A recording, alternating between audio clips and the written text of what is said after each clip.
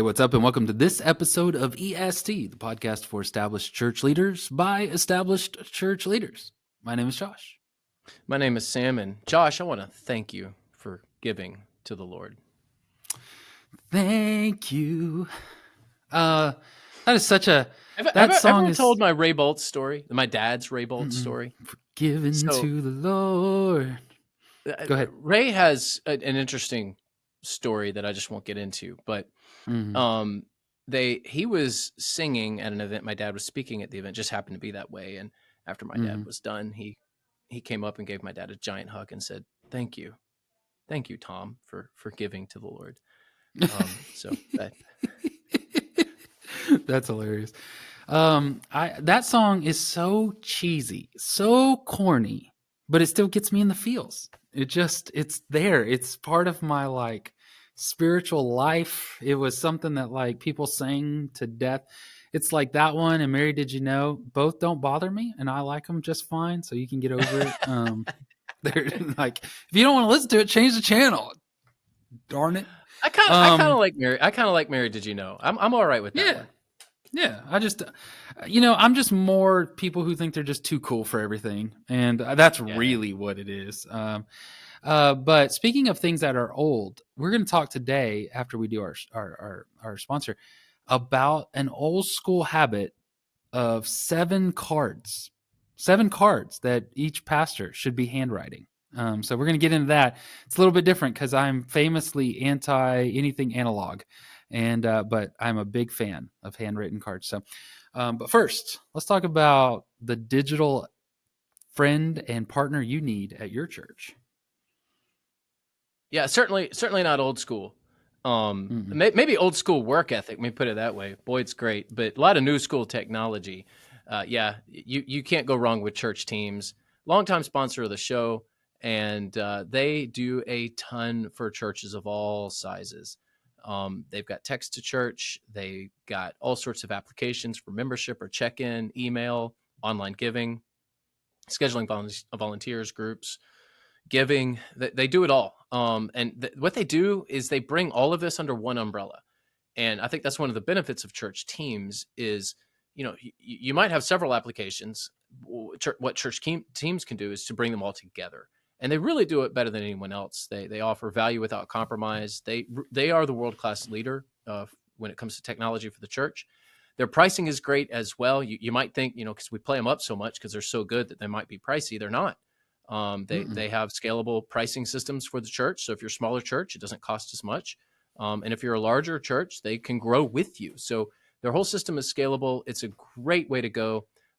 You need to go to est.church to go check out the offer that they have. You fill out a form and they'll work with you. They're very personable. They've got great customer service, which is hard to find in today's world. So can't go wrong with church teams. Thank you, church teams, for sponsoring today's episode. Yeah, thank you for that. We're going to talk about writing cards. And before we get into the content of the cards, let me just say real quickly that you don't need a fancy letterhead type of card. I've got one right here on my desk. I was writing some of these this morning, and admittedly so, they've got our church logo, address, you fold them in half. It's all pre-done. They're pretty nice. I like them a lot.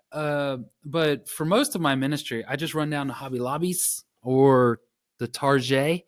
And now the real challenge is trying to find something that's not super feminine and something that's just generic, just a blank card.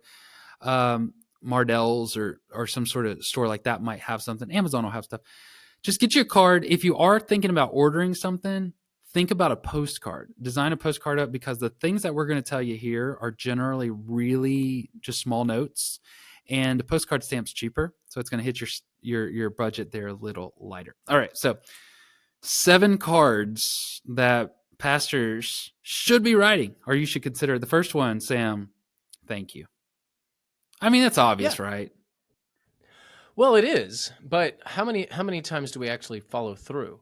How many times have you thought about, or has someone told you, hey, you should write some handwritten notes? By the way, these are handwritten, and they only have to be 3-4 sentences.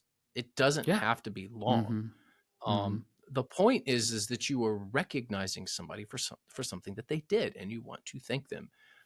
So I will write handwritten notes from time to time. I mainly do the thank you cards, and so for our listeners, Josh came up with these 7, so I want to give him credit. I'm learning. I'm learning from the guru today. Mm, I probably need to write more of them, but I do a lot of thank you cards. One of the mhm, things, I have a team. Not every pastor has a team, and our staff. But I'll ask our staff, all right, who did something? We call them high fives. mhm. Who deserves a high five this week? And a lot of times when somebody goes way out of their way to do something, I'll write them a handwritten note, and just say, hey, thanks Yeah. for what you did. Mhm. Basically I'm saying, as a lead pastor, I know about it. Something basically, maybe I wasn't there, but somebody told me about it, and it's an important thing that I recognize people for their good service. So I Yeah. think it goes a long, long way to build a good culture in the church. Mhm. Yeah, I'm I need we all need to get better at this, but you can't do too many thank yous. Somebody does something nice for you, you can say thank you to them in person. You can write them a card later. Then you can mention it at the church, the worship service if it was like something for the church. So I think thank yous are a big deal. Once you start looking for opportunities to say thank you, you can find them.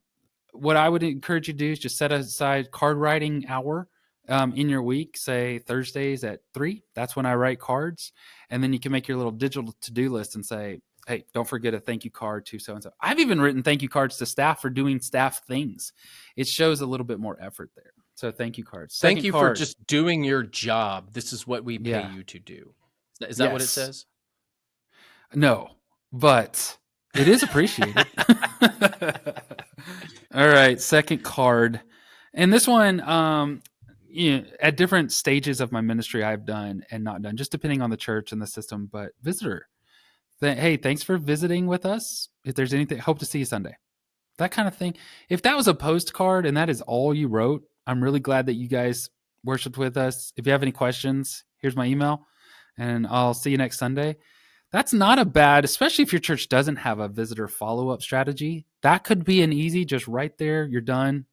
It's not that hard. And that's where a postcard would really come in handy. You just 2 lines on that side of the postcard, drop it in the mail. But visitor cards Yeah, but to do this, are you a good have one. to ask for their mailing address. Yeah, right. And if you don't get it, well, then you're off the hook. But here's the other thing: there are some churches used to drop off. I knew a church that dropped off homemade salsa on the doorstep of people who visited that morning. A couple of things with that.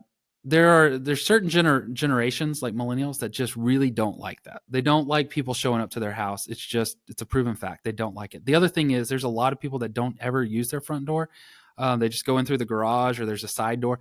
And so you just got to make sure that they use that door, because at my house in Arkansas, if you drop something off on my front porch, it could be months before I would know that there was something there. We didn't have a Ring doorbell, so just keep that in mind. All right, third Hey, Third is I've got one to add. I've got one to add to okay, this that you can throw it kind of in. include here. Okay. New members, because Yeah. you're going to have their address. You will have their physical address as part of putting Mm-hmm. them into your database. So that's also a good time to write a handwritten note. Is, hey, you just joined the church. We're really excited. So guests, yes, if you can get their address, you have to ask for it, Mm-hmm.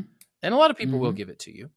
And then new members as well. So it's almost like, and if you are a newer person to the church, let's say you've been going a year and you just recently joined, within a year now you've gotten 2 handwritten notes from the lead pastor. That's pretty cool. Mm. Yeah, that's kind of neat. Um, Perfect. The next one is congratulations. So this one's kind of like, on Facebook, we're really used to the thumbs up thing. You just like it, which is good. I think you should still do that. However, it goes Which is, just you should above and also do it beyond. for this podcast. Rate, review, Yes, subscribe, and give us a thumbs up on YouTube right now. Do it and right now. share it on Twitters. So yeah, that's a good thing to do. But like, if you're scrolling through Facebook and somebody shares, my husband made Realtor of the Month, and through their agency, or my wife is Teacher of the Year through their school, or whatever it is, my kid made the basketball team. Those are great opportunities for you to just write a note, to just write a little quick note to the kid, to the husband, to the wife, to whatever, and say, hey, just congratulations on that. I noticed that. I think that's a big deal. I'm praying for you as you start the season. That's easy, right? I think that's a simple thing to do. When I was unpacking my stuff for my new office here, I still have the little card that the local bank that I didn't bank at clipped from the announcement of my first ministry position. King joins Lake Athens Baptist as student minister. Clipped the little thing, it's like 4 lines off of the newspaper, laminated it, and mailed it to me. I still have that thing. So it's sitting right there over on my shelf. I can see it from right here.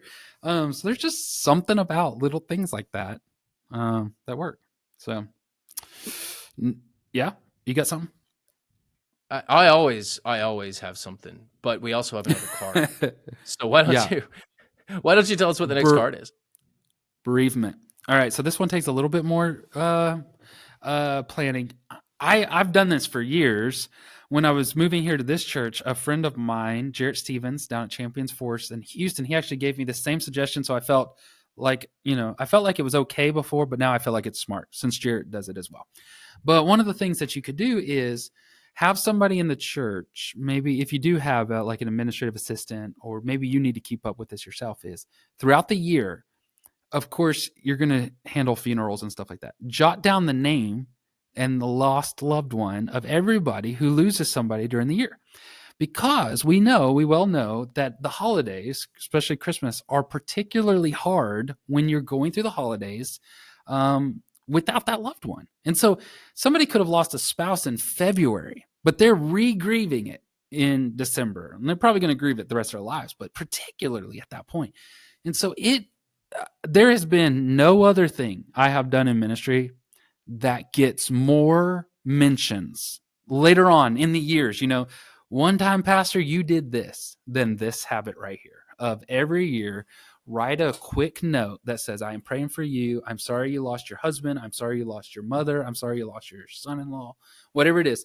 You put that down and send it off. It just shows that you have a heart, you have a care for these people, and it's a simple thing to care for people. So bereavement cards once a year around Christmas for lost loved ones. And now you're convicting me, because this is one that I have not historically done. I'll make a phone call, of course, and I'll talk No, to that's a people. great But way too. Yeah. well, I think writing a handwritten note is also a good follow up. And I Mm-hmm. think this is so we track these sorts of things in our newsletter. So if we know of somebody who lost a loved one, we'll put that note in our. It's an email newsletter. We don't do print newsletter anymore, but that could be, just thinking like that could be a good trigger for me to write a note. Is, hey, Yeah. I read it in the newsletter. I can send a note at that point. So it doesn't even have to be at the end of the year. You might have a regular rhythm of Mm-hmm. seeing these things. And if you've got that hour set aside a week to write these notes, you could do it right then and there too. Yeah, Jarrett actually does his for the beginning of the year. He'll do it right before Easter. He'll write like that half of the year, and then the bigger chunk of the year. So between Easter and Christmas, he'll write one there as well. So I thought that's a cool way to break it up as well. I prefer to do it all towards Christmas time, but however you do it, it is such a simple thing. I don't know a single pastor that doesn't want to get better at this type of thing. This is an a home run, base hit, not in some sort of like political way where you're garnering, but just you get to love somebody in a real specific way. All right, we got 3 more and they're all related. These are all related to giving. And we've talked about them before, but these are some easy things to do. Is the first one is first time givers. So whoever's tracking the giving in your church, if they notice somebody they gave and we had to create a giving account for them, through our software such as Church Teams, one that we highly recommend, then you can just go ahead and have them tell you, hey, Sam Rayner gave for the very first time. He's been attending the church for 11 and a half years, and he gave his $10 this last week. And so you hear that, and then you write a card. Now, mine don't tell me the amounts, and you don't need to know the amounts. And so even in the card I wrote, although I don't know the amount, I still think it's a big deal that you gave. You're supporting the mission and the ministry of Jesus through your giving. So thank you so much for that. So first time givers. Second card in this category, we're on card number 6. Can you guess what it is? Not first time, it's Big givers. big givers, significant givers. Now, I was asked when I came here, of course, what do you call significant gifts? And that is up to you as a church. For some churches, there's a threshold, man, we're not even getting out of bed unless it's $10,000, something like that. I'm sure it's not any church I've ever been at, but some churches like that. Here's how I answer that. I just tell the people who track that stuff, you know when it's significant, because there are some people that tithe once a year, and it looks like a big giant gift, and it is appreciated, and nothing against that. I love that. But I'm really more trying to, those people who go above and beyond, those people who really are thinking differently. And so to me, it's not the amount. It really doesn't matter to me at all. It's just that for whatever reason, our team sees that's a significant gift for this person.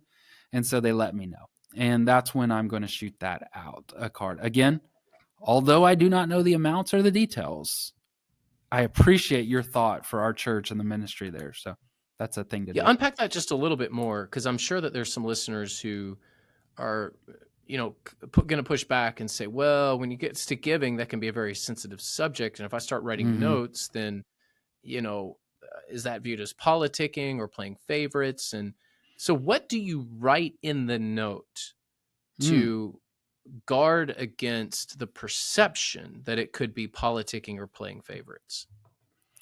Yeah, so I'm not politicking. So that's the way. Like when you're not doing it and you don't approach it that way, then you don't. And look, on this one, I think that people could honestly say, I don't like that. That's just not my personality. And I could say, okay, yeah, I mean, it's not in the Bible, so you don't have to do it. However, here's the deal: if I gave a gift to public broadcasting system, I'm going to get a thank you card and probably a t-shirt. If I give a gift to the Salvation Army, I'm going to get a thank you card. If I give a sizable gift to the university, I'm going to get a building named after me. The church is the only place that just acts like we don't know that that's happening. And so we've had another show, you'll have to look back on our notes there, about giving and that sort of stuff. And the reality is you already know who the sizable givers are. You already do. And we all do. And you can probably guess who they are. So this is not to be cheesy. So one of the things that I write in there is just like, hey, look, my team told me, let me know that you recently gave a sizable financial gift to the church. I just want to personally let you know that's a big deal to us. And so thank you for thinking of the church. Although I don't know the amount, it still means a lot to me that you gave. So I just want to say thank you. And then sign the card. That's it. You're just saying thank you. It's now that I will say these giving ones I wouldn't do on a postcard. You probably need these closed up and in an envelope. Yeah, that's true.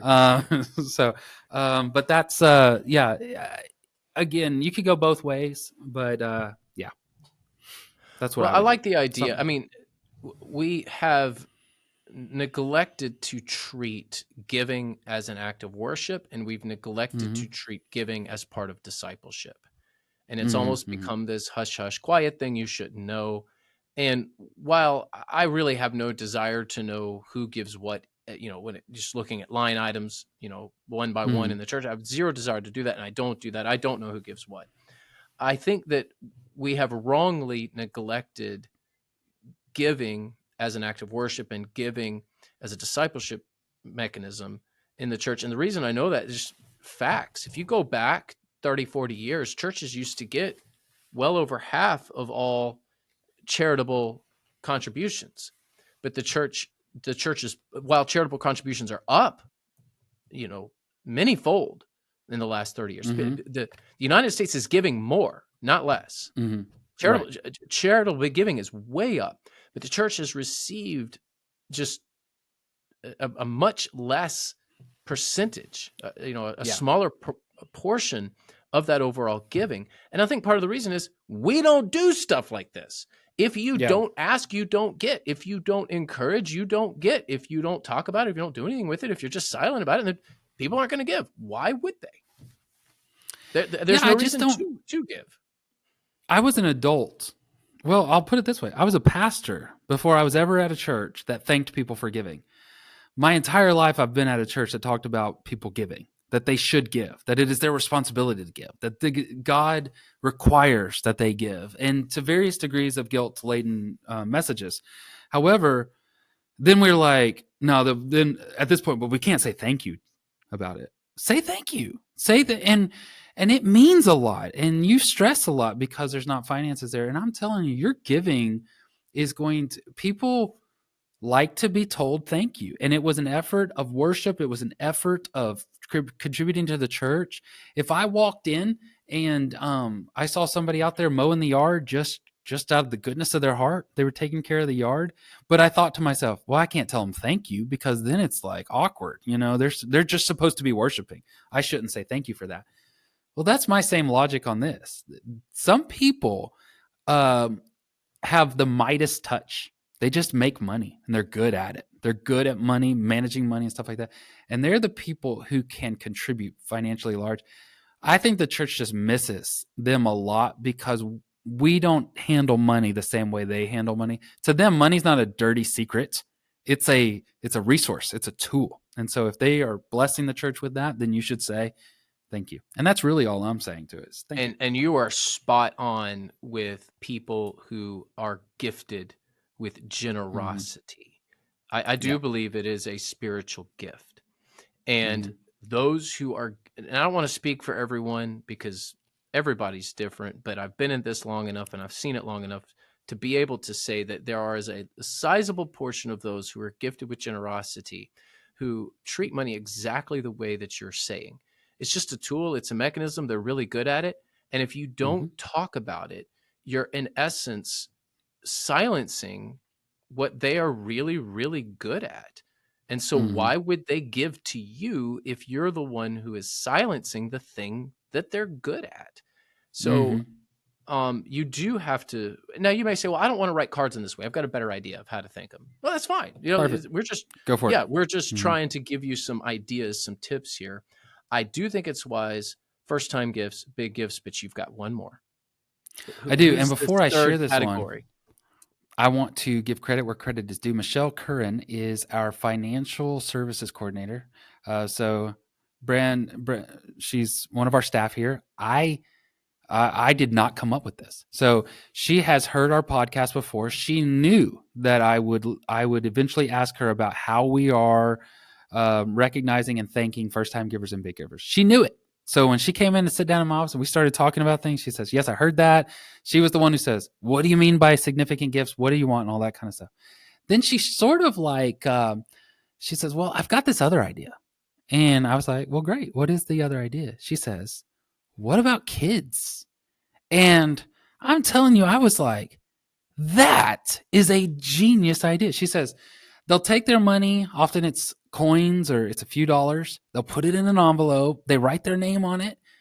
And then they put it in the plate. And they're practicing generosity. They're seeing that. They're hearing the message. Man, just think about what a discipleship moment you get to have when, and listen, kids love mail. USPS mail, when it comes in the mail, it's got their name on it. It was handwritten by Pastor Josh, Pastor Sam.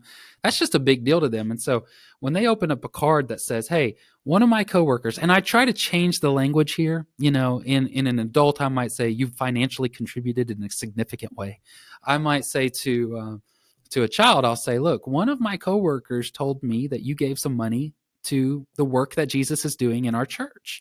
And I just want to say that's a big deal. And I'm proud of you for that. And thank you for doing that. That's what Christians do. And you are being a part of what God is doing in this church. Man, that's a huge deal, I think. I think that it would have made a big difference to me. And I think that you have an opportunity as a pastor to shepherd and to disciple a child in the earlier stages of their discipleship where they see that money's not a dirty secret. It's a good thing to give towards the mission and the ministry of Jesus through the local church. So I love it. Yeah, that's brilliant. I've never heard of that. Michelle, not once. Michelle, genius. Michelle she's a genius. is genius. I've never met her, but Michelle, you are probably the smartest person on the planet. I just got to say that. Probably right now she gets it. All right. So yeah. And listen, I told I'm on a group text with some other pastors. I text them that whole idea immediately. I got a response said, I'm stealing that. And I wrote back, I'm podcasting this. So I was like, this is a genius idea. I've got to share this with the masses. So yeah, good job, Michelle. Good job on that. Well, you saved the best for last, and yeah, we the did that on best purpose. idea. You know, And we also saved the best for last to talk about Upward Sports. So yeah. Upward's been, they've been with us for a little while now. I absolutely love the way that they run their ministry. I love the way that they run the programs in the churches that they serve. They can help you create a self-sustaining sports ministry in your community. This isn't just for the sports fanatics, although you've probably got a lot of them in your church. But it could be really anybody that gets involved. This is a great way to connect with your community. In fact, I think Upward does it better than anybody else. Use sports as a bridge into your community. They're the world's largest Christian youth sports organization. They come alongside your church. Doesn't matter whatever size church you are. You don't have to be a large church. You don't even have to have a gymnasium. You can have a field, a parking lot. You can have just access to a gym. They will they'll help you create that opportunity. They've told us this in the interview when we had them on the show. Go back and listen to it. It was really, really good. 50% of the people that will be part of the program will be your members, and 50% will be from the community. That's kind of their average. That's kind of their target. Huge. And I think that's unreal. Name one program, not just sports, recreation ministry. Name any program where that happens. I don't know of one. I think Upward is a great way to go. So you can learn more about Upward at upward.org/church answers. Again, upward.org/church answers. And we want to thank you, Upward. Not only are you providing a great ministry to the church, you also sponsor our show, helps us do what we do. So thank you. Yeah, I hope that you are encouraged to write some handwritten cards this week. But I'll tell you this, if in any way we have blessed you or encouraged you, or you got a little nugget or an idea from one of our shows, we would appreciate if you just hopped on social media and shared out what you learned. Maybe we can learn something from you as well, and others. Share this kind of information. We want to see so many churches strengthen, established churches get healthier and stronger, and that can happen by the sponsors that we share with you and our show. So make sure that you are sharing that. Thank you to our sponsors. Thank you, listeners. We'll catch you next week. Upward Sports equips churches to run self-sustaining sports ministries in their communities. Whether you're a sports fanatic or on staff at a church, Upward Sports will give you all the tools you need to run a first-class sports ministry that allows you to reach families in your community.